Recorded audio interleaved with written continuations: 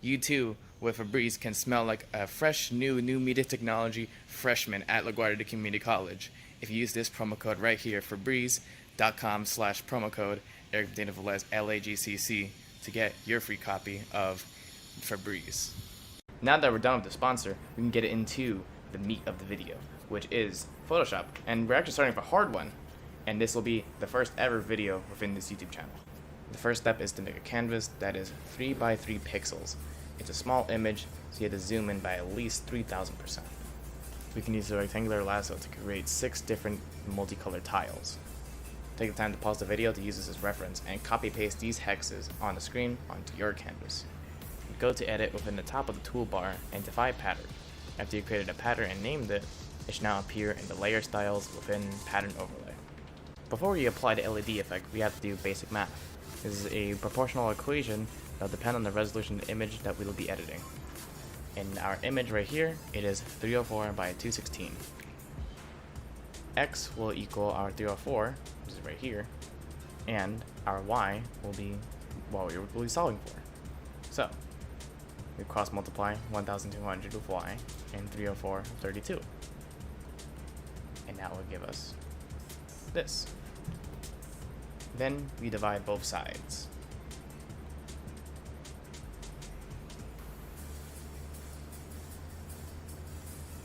And that would give us 8. Now that we solve for Y in the equation, now it's time to make a new layer of our image.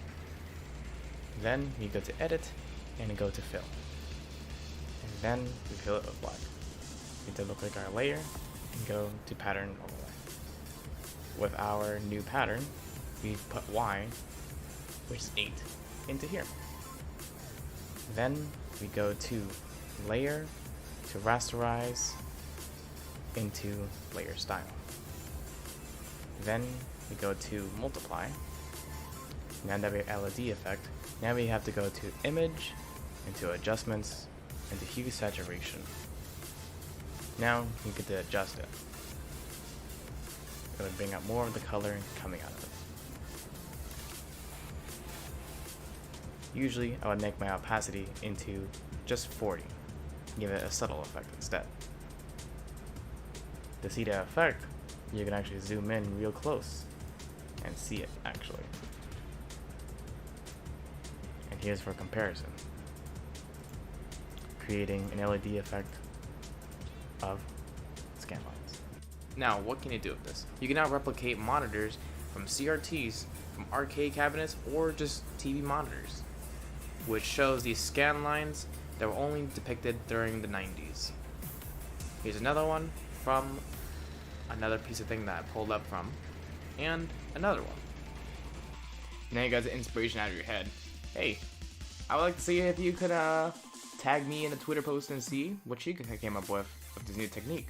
And comment down below if you need any help or any suggestions for the next video. Thank you so much, and like, share this video, and subscribe. Thank you so much, and have a great day.